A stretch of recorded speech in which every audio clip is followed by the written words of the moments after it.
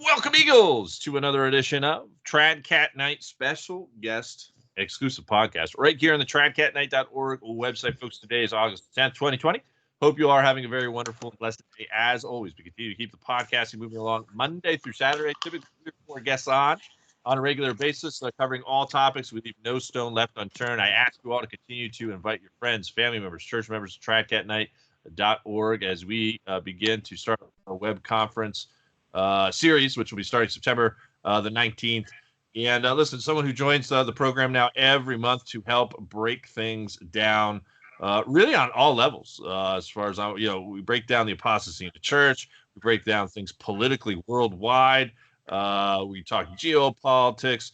Today we're going to be discussing what's transpired in Lebanon. Now we've got people coming out and saying maybe it was Israel that attacked Lebanon. I don't know. I've seen some of these stories coming out of veterans today, which you got to be careful of. But Belarus election, Mass in France, Nantes Cathedral, Gearóid Ó Colmáin is joining the program right now. And we are always so thrilled to get him on the program, as you know. And before we hand it over to my good buddy, we are going to get through some of our sponsors. All of our sponsors, actually. Get over to jacksberry.com, a Catholic website and service dedicated to the teaching of the virtues of evangelization with a strong devotion to the Immaculate Sacred Heart. There's many saint quotes, prayers, articles posted throughout the week to help keep souls locked in on a straight and narrow severe crisis in the church and world at large. Please visit the prayer request, prayer intention section. Can't thank John Dean enough for all that he is doing. We also have longtime follower Track at Night, Mike Berry, and his social reign of ChristTheKing.com, and it's dedicated to the education and promotion of the solution for the Judeo-Masonic insanity, which has absolutely enveloped the world. That is Mike Berry joining the sponsorship team as well. Last but not least, we've got to mention our 3 Days of Darkness kits. If you have not gotten yours yet, please do so. All of the materials and items now are in-house here in the States. So we no longer have to go across into Europe now to get some of these items to make these kits, which means that you should be getting your orders even faster than before. I know all the back orders should have been taken care of by now. But KathleenLLoney@gmail.com is your contact. She will help you design a kit for you and your family members, which, as you know, per Catholic prophecy, is going to keep us spiritually safe during these turbulent times. It's the prayers, the sacramentals, the herbs. And all the sacramentals, by the way, are traditionally blessed beforehand by Father Voigt up in Minnesota, so you don't have to go running around looking for a traditional priest. Everything will be given right to you. Everything is given to you at cost. I'm not profiting off of it. Kathleen's not profiting off of it. And for those who have been less fortunate in times past, I've actually dipped into my own money. Kathleen has, in order to get these things shipped worldwide, folks. So please do join in with that. Without any further ado, where would you like to begin? I mean, there's so much happening here, buddy. Should we start with Lebanon? I know you're very passionate about the whole Belarus election. Again, that's not an area of expertise. You're going to have to educate us all in that area. Where would you like to start today? Well, let's start with some good news, which I think this is good news. And anyway, Belarus. There was an election there yesterday, and Alexander Lukashenko, the president of Belarus, was re-elected. Now, Belarus, for people who may be unaware, it's just next to Russia, between Russia and Poland, and it's a country I visited in 2011. I was invited, in fact, by a government agency there to attend a conference. It was 20 years since the fall of the Soviet Union, and the reason why I was invited is because there's been nothing but disinformation in the Western press about the country since President Alexander Lukashenko took over the country in 1994. Now, this was a period when the Soviet Union had been dissolved 3 years. There was chaos in the Soviet Union, in the former Soviet republics. Pretty much about 6 to 7 Jewish oligarchs took over the country. I think there were 7 oligarchs and 6 were Jewish.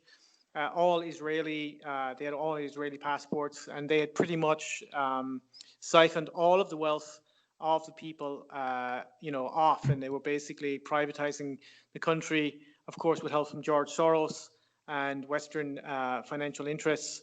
They were pillaging and destroying the country. There was even starvation at this time, again, in the former Soviet republic. So there was nothing but corruption from that period. You had Yeltsin, of course.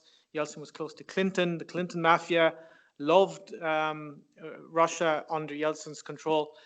And it was a period when there was great despair in this part of the world. The Jews, of course, had built up the Soviet Union and then systematically dismantled it from the 1980s on. And by sort of being the avant-garde of the dismantling of the Soviet Union, they also were basically able to take over the wealth.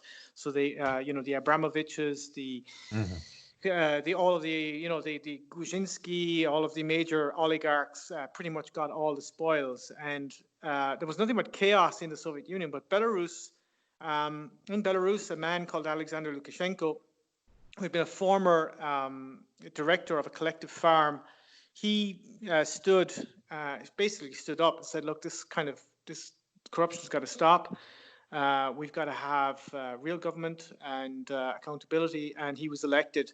And since then, he's just been re-elected in that country. Now, the Western globalists have tried everything to depose him. Soros has tried color revolutions, 2006. It failed miserably. 2010 failed miserably again. So I'd covered the 2010 color revolution against Belarus, again in Minsk, which was a classic color revolution. You bring in, you bus people into a demonstration from neighboring countries.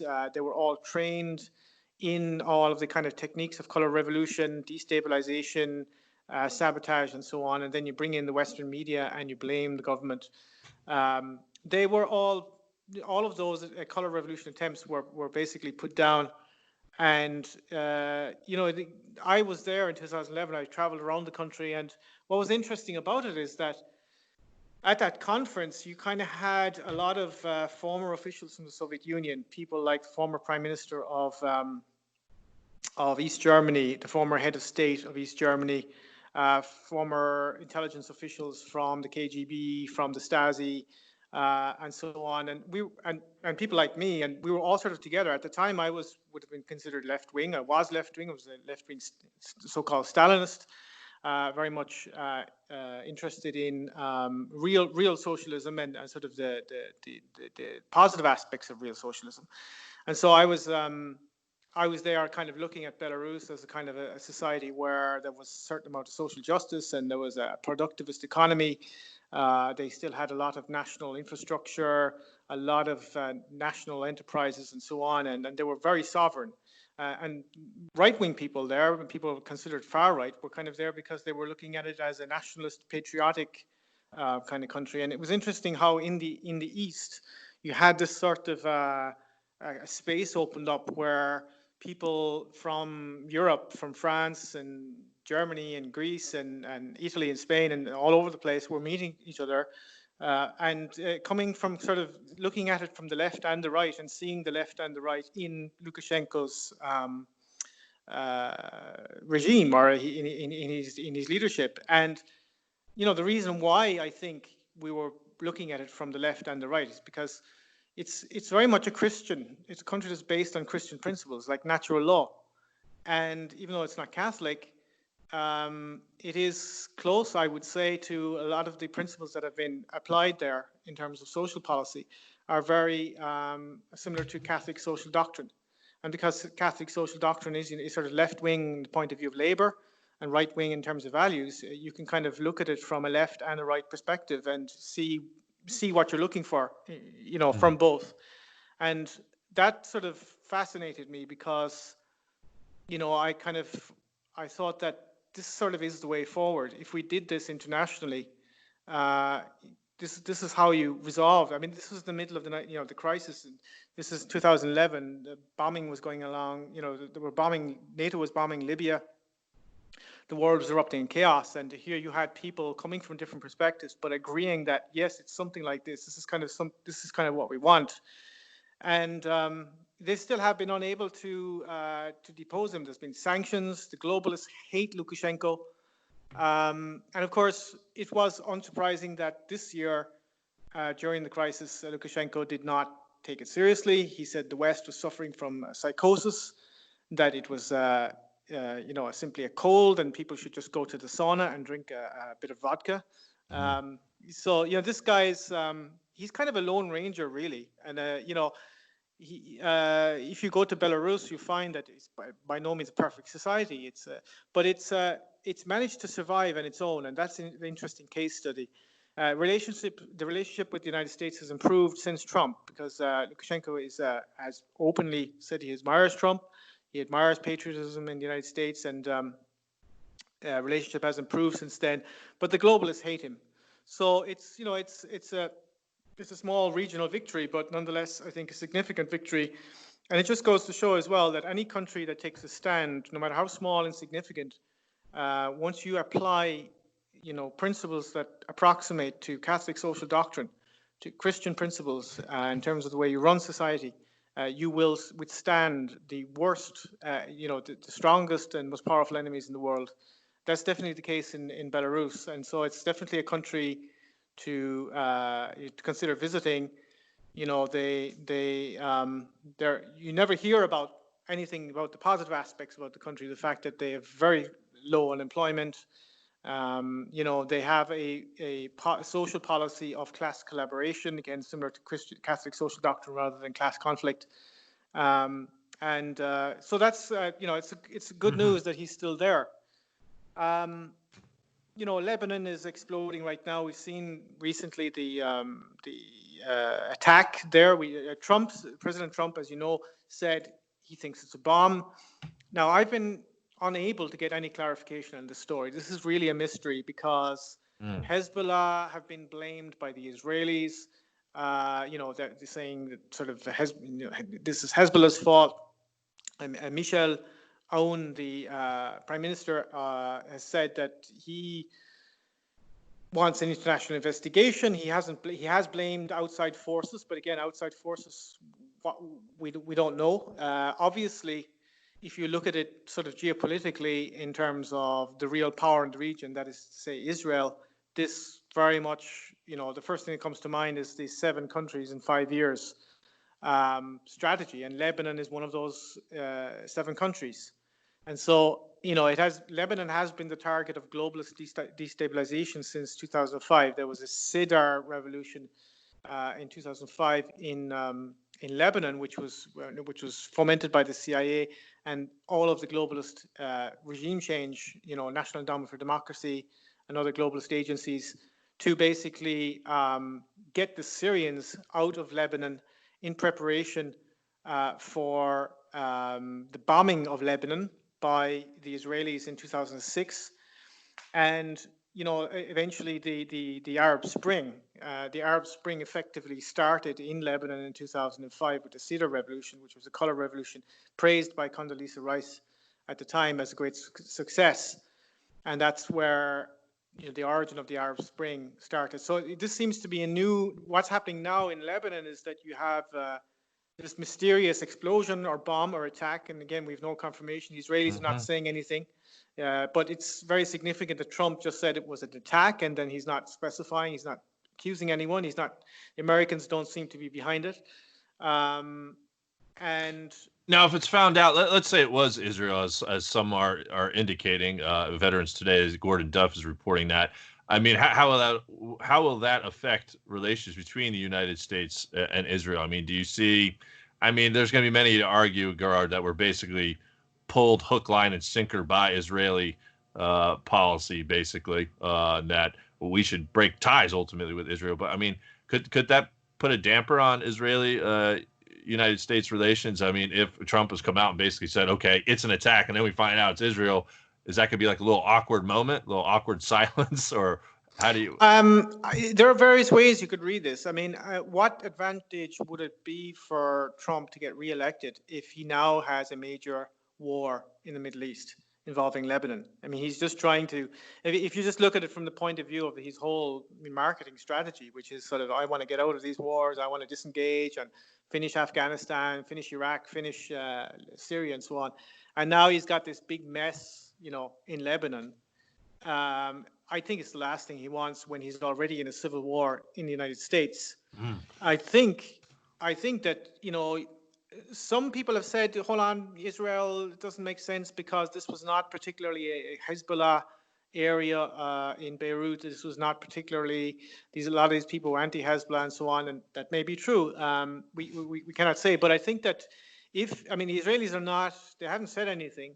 But ultimately, if you look at, I use this word directionality to describe Trump. If you look at sort of the directionality, what I mean by that, the sort of general trajectory of the entire Trump phenomenon is towards Christianity, right? In one form or other. It's just sort of, it's going in that direction. And that's just not in Israel's interest. And, so even though they still control America, obviously, they control the press, they control the media, they control a lot, if not, they as you know, and they control Europe. But how, we said this before, how would you strategically get them off your back? You wouldn't be able to do it by coming out with sort of an anti-Israel position. I mean, it just wouldn't even be an intelligent way to do it. You'd probably have to have them very close to you.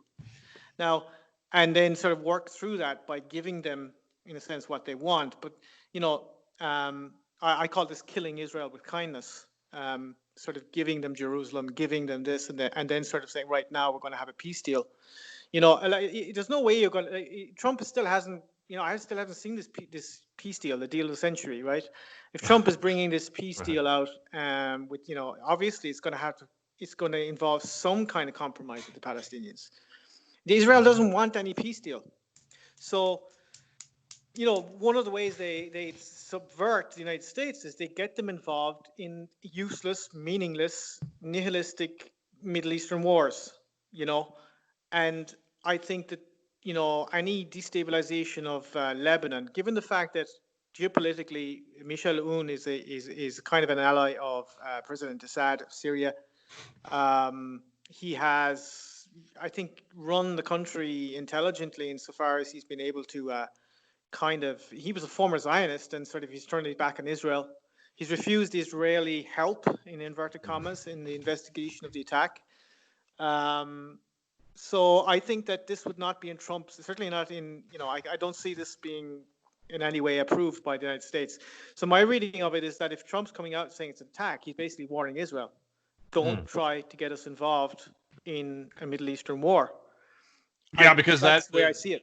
Yeah, the bigger picture, for our country too, is that we could ultimately have some type of false flag on us if we're associated with Israel, whatnot. Who knows who it would be blamed on? Iran could be blamed on Russia. As you know, Catholic prophecy, Russia will attack the United States at some point. I have to keep saying this over and over again because I know China seems to be the hot topic of the hour, and of course, Lebanon being the latest. But speaking about chaos or whatnot, have you weighed in at all on the just absolute spiraling out of control here in Western society, specifically here in the United States? Portland, completely out of control. Antifa marching everywhere. We've now got Trump saying this. This is from 1 hour ago. Listen to this, folks. Portland, which is out of control, should finally, after 3 months, bring in the National Guard. The mayor and governor are putting people's lives at risk. They will be held responsible. The Guard is ready to act immediately. The courthouse is secured by the Homeland. That's a tweet from the president about an hour or so ago. But then we've got Chicago looting. Have you seen these Twitter videos going out there overnight? Just absolute looting. They've actually grew up. Yeah, it's crazy.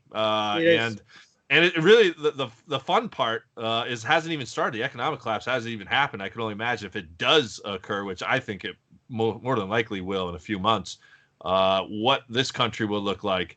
It's just going to be pandemonium, Gearóid. Well, like I said before, I think most of us who've been analyzing geopolitics and looking at events in the Middle East and the foreign wars and the 9/11 wars, and have been focused on, the series of American presidents involved in these wars from, George Bush to Obama, and sort of, it's become with Trump, certainly in the last year or so, and particularly since the coronavirus. I mean, all eyes are on America.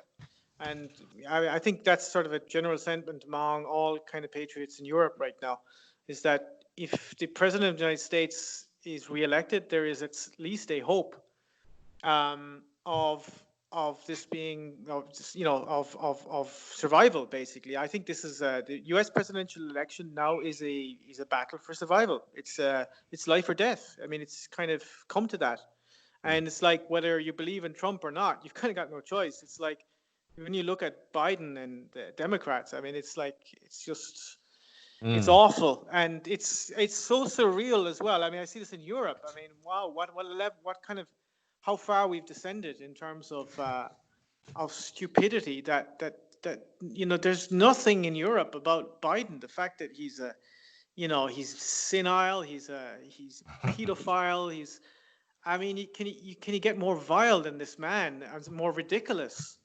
It's even hard to believe that this is real, that they Right. actually have a candidate like this, that they're, Yeah. I mean, are they actually secretly trying to get Trump back in by making the opposition Yeah, no, so I've ridiculous? Like, actually argued that. Well, I don't know if you've been paying attention to some of these headlines here. They're basically saying Trump is losing traction to popular votes. His popular votes down to 30%. He had to recently fire his campaign manager. I've argued that it seems like they're probably going to pull out, the whole Trump is, the savior card again. He pulls, this victory out again, type of thing, and. Yeah, I don't know. It's going to be interesting. I know it's going to be definitely volatile times leading up to that. well, like we said, Eric, before, there is this, and I think it is important to maintain that sort of level of skepticism, particularly when it comes to any leader in the world today. And I think that I think that we should always sort of bear that in mind. That in the sense that you're like the Democrats, it's just so crazy, so ridiculous that they would even suggest that this is a presidential candidate and that he could run the United States. That it's sort of like even people who hate Trump will almost like vote for Trump. It's like, is this a ruse? That basically, Trump is the sort of savior in the end of the day. He is the light, the Luciferian light bringer. And that we're all being tricked. And I think that, look, we know as Catholics that in the end times, the trickery will be pretty Mm-hmm. awesome, as you guys Yeah. say in America. I mean, so I think we have, but nonetheless, we're kind of obliged, nonetheless, to look at all of the issues, and you look at it from climate change to geopolitics to abortion to pretty much all of them. Trump is the closest to a Christian view of the world, and so nonetheless, one hopes. I mean, what can we do right now? Certainly in Europe, we have nothing like Trump. So, for example, you might ask about France. Marine Le Pen, I've spoken about her before. She's the daughter of Jean-Marie Le Pen, and she has a new party called Rassemblement National, which is kind of a new version of the old party, but basically it's more centrist and more very Zionist, very much. I mean, it's ridiculously Zionist, actually. And not only that, but now she's like she's pro-abortion, basically. I spoke about Marine Le Pen before because people like she's a very weak leader. I mean, look, we could have had a nationalist revolution in France in 2017 when or is it 2017? I think it was during the election of Macron. We could have had Marine Le Pen could have won a landslide, and at least 50% of the country would have voted for her, even people who are not necessarily right wing. They were so disgusted with the establishment, and she just threw it away in the election debate with Emmanuel Macron. He walked all over her, and this was a weak candidate. This is essentially a 15-year-old boy who was seduced by his teacher, who was twice his age. This guy is technically a psychopath, and he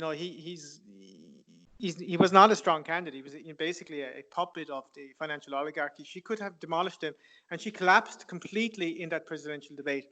Now she's basically she failed to vote against abortion, late-term abortion. You can basically kill your baby now until the day before it's born. So, and she didn't vote against it. Now, one of the other things, I think this point is important because it explains the crisis we're in here in France, is that when you have a nationalist leader like Marine Le Pen, she also collapsed against Jean-Luc Mélenchon. Jean-Luc Mélenchon, who is the Trotskyist leader, very much like the Bernie Sanders, effectively, of France, the stooge of the financial oligarchy, absolutely essential to their survival. He demolished Marine Le Pen in a debate because he started the debate with her on the question of abortion. right? So he was like, "Oh, you're against abortion," and she couldn't answer. She basically collapsed. So that's when you have a nationalist politics that is, pro-abortion. You know, you're not going to get anywhere. It just makes no sense. The whole thing collapses. Yeah. And so this is kind of where we're at and the reason why Marine Le Pen, I think, capitulated to the establishment is because of the power of Freemasonry in France since the revolution. The country is run by Freemasonry, and they took over in France after the revolution, and they're still the main. They are the state church in France. Now, another area we want to discuss here, we were briefly talking off air about masks wars. I mean, it's obviously happening here in the West. There's not a day that doesn't go by. Some viral video pops up of some middle-aged Karen lady, wanting to beat up someone else who's not wearing a mask or whatnot. What's the climate like in France, but specifically Europe? This is a hot topic, even going to the elections here. Obviously, which HCQ, which is what Trump is promoting. Now, on the other side of the fence, you got Biden and his mass or whatnot. So it's a divider. The French elite are clever. I'll give them that. I've seen this so many times before. The way in which they set things up. I saw this the way they set up the Arab Spring in France, and in order to get support early on for French intervention in Libya, they built up all kinds of media narratives in the weeks leading to the war, which basically tricked so many people into supporting Sarkozy's bombing of Libya. They're doing the same with the masks. I mean, the big scandal in France is Gearóid, right? Dr. Gearóid, I spoke to him already. I spoke to you about him, I think, last month and before. He's the biggest scientist in France. Hydroxychloroquine. This is the big story, and this is the big scandal, and this is what everybody should be talking about. So, in order to deflect from hydroxychloroquine, the government deliberately, I think, made this whole thing about masks. They created this whole kind of scandal about masks, like the fact that the government was incompetent and they didn't order masks, And so for a long time, you have this French government. I mean, it's not a banana republic. It's a nuclear power. It's a very wealthy country. Masks are not very high technology. They could have ordered, I'm sure they had them already. But suddenly you have this, first world superpower, and they just can't get masks. Somehow they can't get masks. They can't order them, they can't make them, and so everybody's talking about masks in the first weeks of the coronavirus dictatorship, and this was a false debate because first of all, you don't need masks; they don't work. Masks have nothing to do with what we're talking about. But what it did is it sort of created this idea, give me the mask, get the mask, give me the mask. Right. So the whole idea was, the French government won't give us masks. Therefore, give me, the French government is incompetent. And therefore, that's the scandal. When in fact, the scandal is, first, there is no pandemic. And secondly, even if there is a flu, there's a hydroxychloroquine. So end of story. That should be the main story. So they kind of set it up so that people would want the masks. And now, of course, they've been able to kind of say, hey, yeah, okay, now, we have the masks and we'll give them to you. In fact, we'll make it obligatory. And so now they've passed laws saying it's obligatory, and we've got like 37 degrees Celsius here in France, and it's region in Brittany where I am now. And you have to wear masks in certain. It depends on who the mayor is, but usually the more left wing, obviously, the more pro-mask. As I say, I've said the other day on social media that the mask is the left's attempt to save face. This is what the mask is, literally.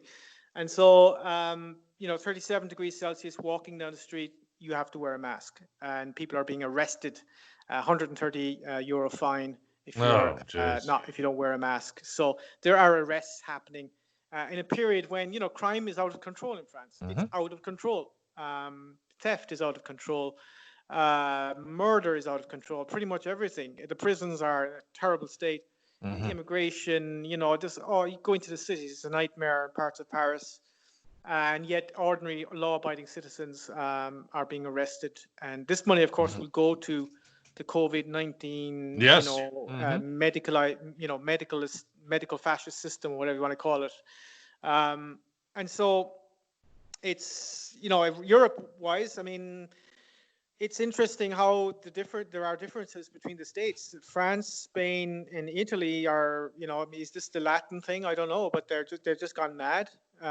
They're total mask freaks, completely authoritarian. Then you look at Holland, Denmark, Sweden, Finland. They're not wearing masks. In fact, the Danish scientists have decided against it. Sweden seems to be pretty normal still, Anders Tegnell, the state epidemiologist in Sweden, of course, I read this recently in the Irish press. He was, it was funny, it didn't even make the headlines. It was like stuck in an article about something else. And they said, oh, by the way, Anders Tegnell, the state epidemiologist in Sweden, just received a death threat. And of course, they didn't tell what the death threat was about. Presumably, it was from the virus. Oh yeah. You don't believe in me, or you don't think I'm serious. But so you have different countries like Sweden, Finland, Denmark are not wearing masks. So the whole thing is a farce. So people in France are going around with masks. Some people, the dissidents are going around with masks with big holes in them. Messages on their masks. Right. Yeah, I was gonna say, I could imagine people probably walking around with like Halloween, like Soros mask, Rothschild mask, maybe like your favorite pro wrestler, like Licha Lubrak. Yeah, or sheep masks. I'm going to I'm thinking of getting a burqa, but I think would be kind of cool, because first of all, if the police did arrest me, I mean, I'm a man dressed up as a woman. I mean, that's like, this is the most politically correct thing you can be. Right. A Muslim transgender activist, So I just went into my local newsagents and I put on a scarf. I kind of looked like an Islamic State terrorist. And I went up to the counter, and the two guys, luckily, behind the counter, they had their masks hanging off their faces, and they were laughing at me. They were like, they were kind of happy that I was taking the piss, and that they were as well. It was like. So now, I think we should. I mean, obviously, humor is probably the best way to fight absurd and outrageous dictatorships. Now, what isn't absurd and outrageous is some of the the more of the burnings, church burnings. We obviously got to talk the latest in France. Or obviously, I know you were prepared to talk about that. But here in the West, more church desecrations. Blessed Virgin Mary statues being beheaded, all kinds of graffiti on, sacred items that we hold so dear in the Catholic Church. And I said, if they keep pushing the envelope, these leftists, and we're seeing fights already brewing, by the way, by patriot types. There was another report the other day of Antifa being beaten down in Fort Collins, Colorado. I saw the video on that, where they tried to march through the town. These bunch of patriot guys just like threw them in a ditch and started beating them up. Yeah. I'm like, I've said this for years now, Gearóid. Like, this doesn't end peacefully. This is going to end in a fight. No, it's not. And the thing about it is that we are, in the patriot movement, we're intellectually and physically stronger than most of these people. And that will, and we don't have fear. We're not afraid. They are. I mean, they're pretty much all cowards. So they'll run. I mean, this happened in Dublin recently, where the Antifa were out in the street, a small group of them, and patriots came out. And of course, I think the Antifa chant is, fascists off our street.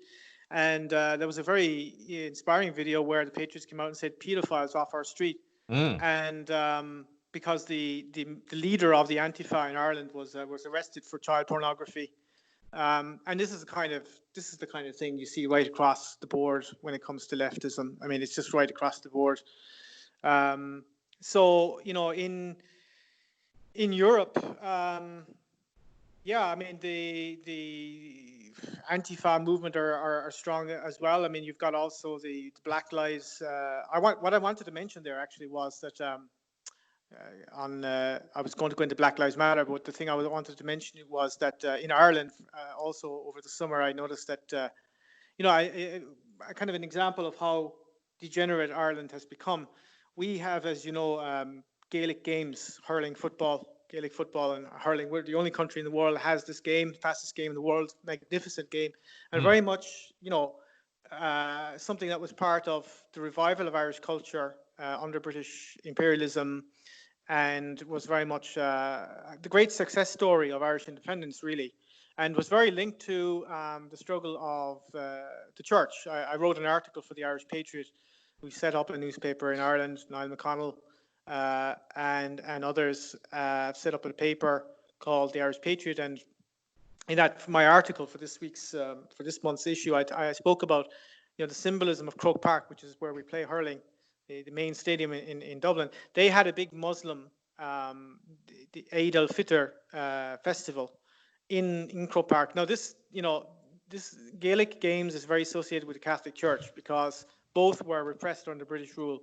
So for us, to have a Muslim festival in a symbol of Irish national, Irish patriotism, it's absolutely disgraceful. And you had Bishop Martin there, Archbishop Martin, Vatican II man, and that's where we're at in Ireland. They're almost completely de-Christianized. Yeah, it is tough sledding out there, Gearóid. That's why we need folks like you to continue to do the work that you're doing. Before I let you go, before we give you shameless self-promotion time, we want to make sure that everyone's aware. Yeah, you're breaking up there. I don't know if you still hear me. Can you hear me? Hello? Yeah. Can you hear me, bud? Yeah. Yeah, okay, My website is Gearóid, GOC News, Gearoid, GOC News. That's the easiest way to find me. Gearóid, GOC News. That's my website. You can follow me on Twitter at Broadford Soviet. That's BROAD, Broadford Soviet. You can follow me on Twitter, and I'm on Facebook as well. Good stuff. And he has agreed in principle to join us for a web conference too down the road as well. Looking forward to that. Hang off air, buddy. We'll get you scheduled for next month. Folks, thank you all for tuning in to Trad Cat Night special guest, exclusive podcast for this August 10th, 2020. Until next time, stay safe and God bless.